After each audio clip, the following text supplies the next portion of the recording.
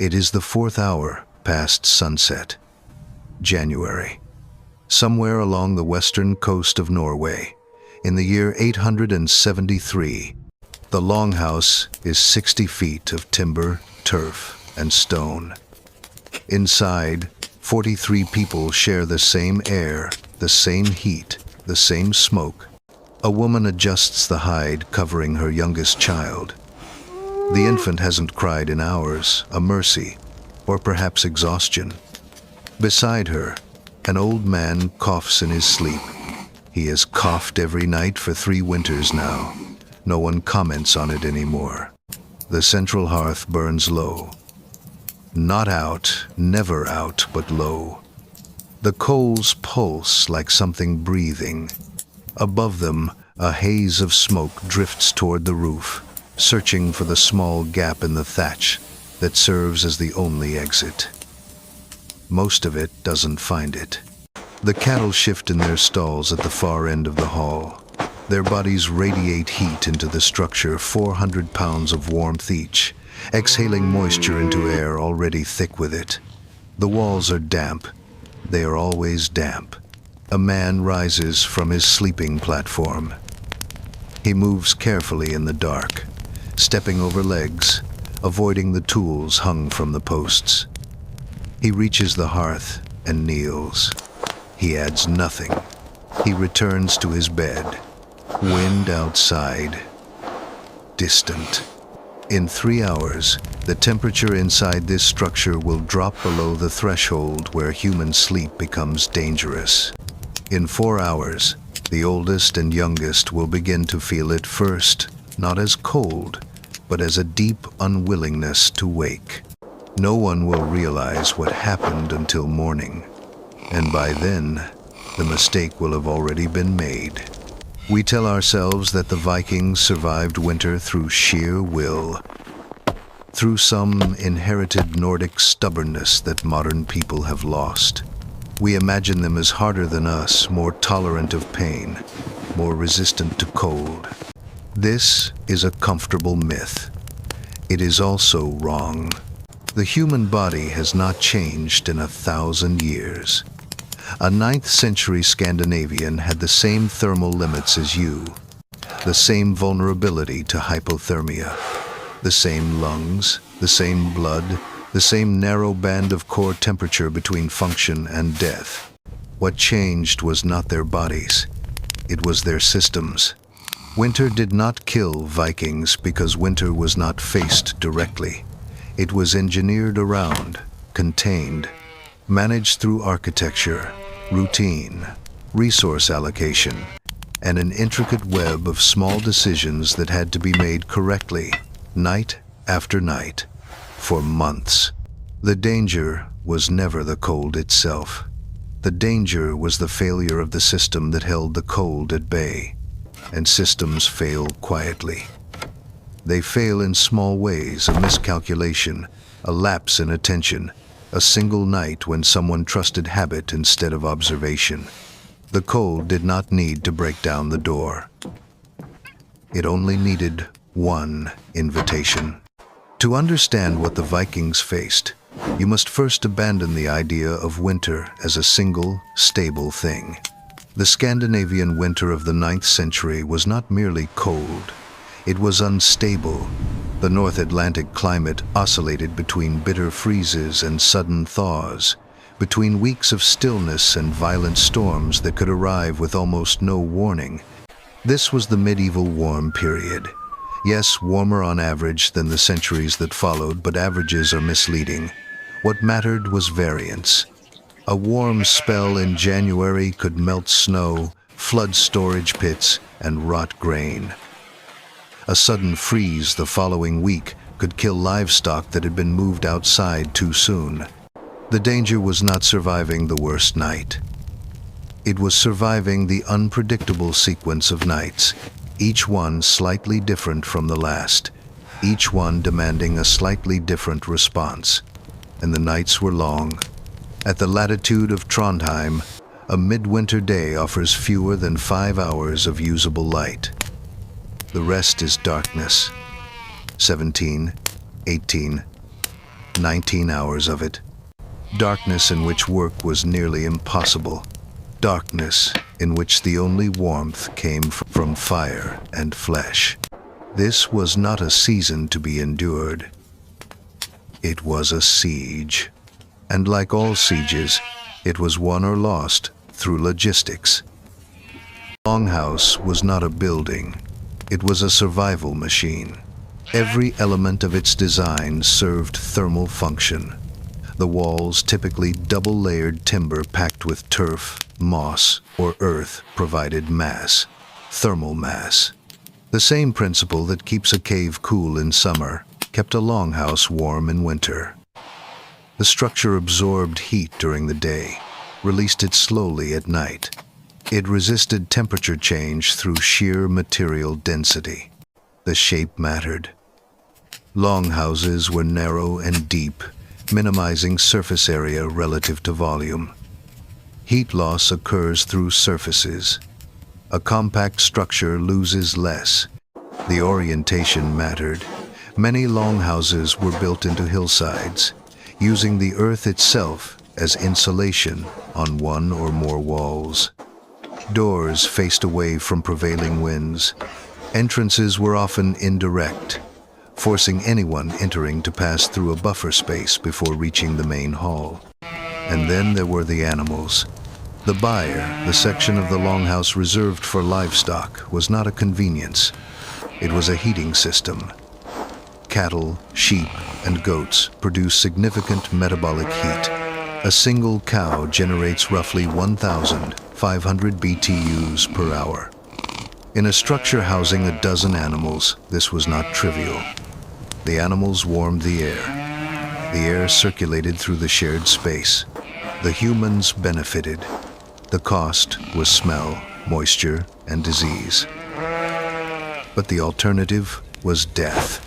Above the livestock, above the sleeping platforms, above the central hearth, the longhouse accumulated smoke.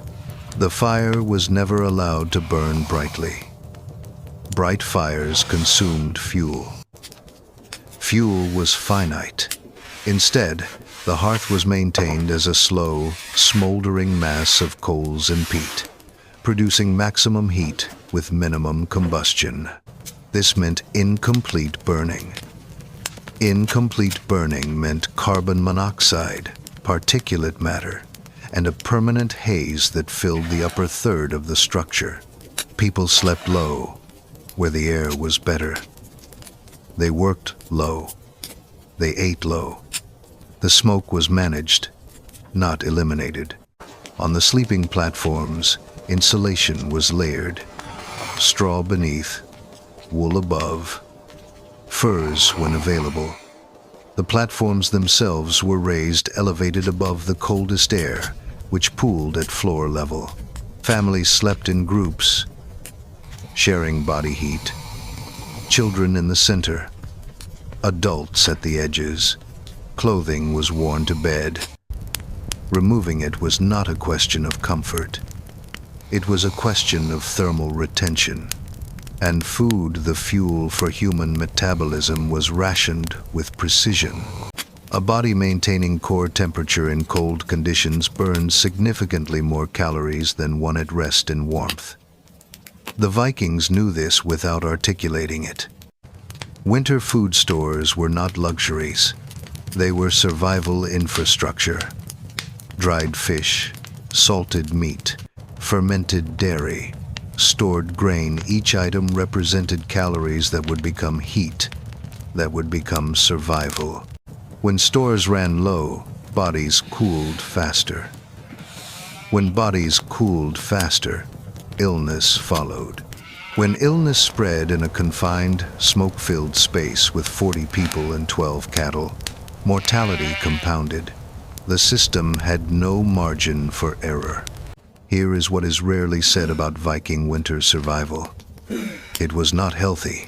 The smoke that filled every longhouse was not an inconvenience. It was poison.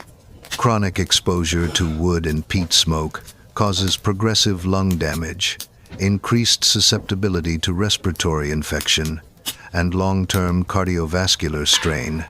Skeletal evidence from Viking-era burials shows consistent patterns of sinus inflammation and lung scarite.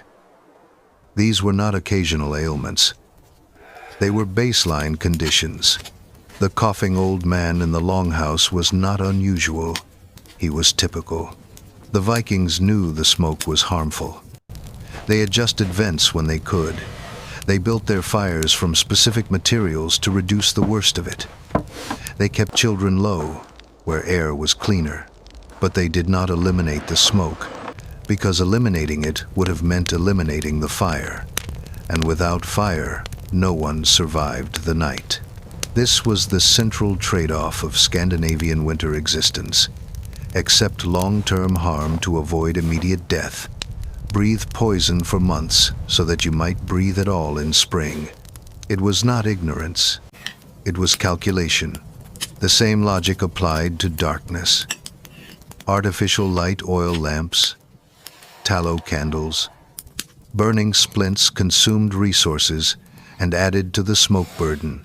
Most households used light sparingly, reserving it for essential tasks. The majority of winter hours were spent in near total darkness. Human beings are not built for this.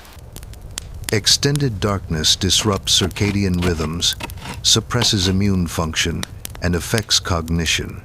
The psychological weight of months without adequate light is difficult to overstate. But again, the alternative was worse. Every element of winter survival involved accepting damage.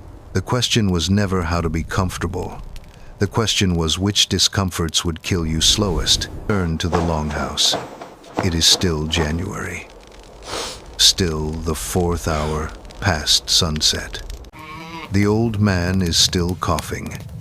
The cattle are still shifting in their stalls. But something is different now. The man who rose to check the fire, he looked. He saw the coals glowing, he assumed. He assumed that what he saw was enough. Fire, in the dark, is deceptive. A bed of coals that appears adequate to the eye may be hours from failure. The orange glow persists long after the thermal output has dropped below usefulness. In daylight, this would be obvious: the absence of rising heat, the cooling of nearby surfaces. But in darkness, vision is all you have. And vision lies. The man returned to his platform. He pulled the furs over himself. He slept. The fire did not go out. It simply became insufficient. At first, the temperature drop was imperceptible. A fraction of a degree per hour. The thermal mass of the structure resisted, releasing stored heat into the air. The animals continued to breathe warmth into the space. But slowly, inevitably, the balance shifted. By the 6th hour, the air temperature in the sleeping area had dropped below 50 degrees. Not dangerous for a healthy adult under adequate insulation. Uncomfortable, but survivable. By the 8th hour, it was below 45. The infant stopped moving. Not from cold, not yet, but from the body's instinctive response to it. Reduced activity, lowered metabolism, conservation. The old man's coughing worsened, then stopped. His lungs, already damaged, struggled with the cooling air. His body, already weak, began to lose the fight for thermoregulation. No one woke screaming. No one thrashed or cried out. Hypothermia is not dramatic. It is quiet. It begins with confusion, progresses to lethargy, and ends in sleep that does not break. The first to feel it were the old and the young, those with the least metabolic reserve, the least capacity to generate internal heat. They slipped deeper into cold without understanding why. By morning, 2 of them would not wake, and the fire would still be burning. This was the nighttime mistake, not negligence, not laziness, not stupidity. Simply trust trust in appearance over measurement, in routine over vigilance. The man who checked the fire had done so 1,000 times before. He knew what a sufficient fire looked like. He knew the rhythm of maintenance that had kept his family alive through every previous winter. But systems do not care about experience. They do not reward confidence. They fail when any single variable drifts beyond tolerance, regardless of intent. The variable that night was fuel, not absent, just slightly less than needed. A miscalculation in the afternoon, a piece of wood that burned faster than expected, a draft that pulled heat up and out. Small errors, compounding. By the time the consequences became visible, it was already too late. The Vikings did not survive winter through courage. Courage is a story we tell about suffering after the fact. They survived through architecture, through resource management, through the disciplined, repetitive maintenance of systems that could not be allowed to fail. They survived by understanding that cold is not an enemy that attacks. It is an absence that expands.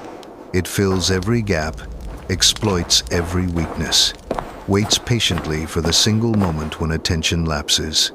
They survived by accepting the cost, the smoke, the darkness, the slow accumulation of damage, because the alternative was not survival at all. And still, they died. Not every household made it through every winter. Not every child saw spring. The mortality rates in Scandinavian settlements during the coldest months were significant, not catastrophic, but constant. A background hum of loss that every family knew intimately. The nighttime mistake was not rare.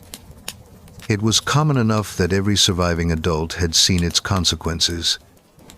The elderly who went to sleep warm and did not wake. The infants whose breath simply stopped. The mornings of quiet grief, followed immediately by the work of survival continuing. This is what winter was. Not a battle, not a test of will, a machine. A system of interlocking dependencies that required constant, vigilant maintenance. The Vikings who survived were not the strongest. They were the most attentive, the most disciplined in their routines, the most unwilling to trust that what worked last night would work again tonight. They understood something that comfort has allowed us to forget. The margin between life and death is narrow, and it requires defense every single hour. The fire is low. Someone should check it.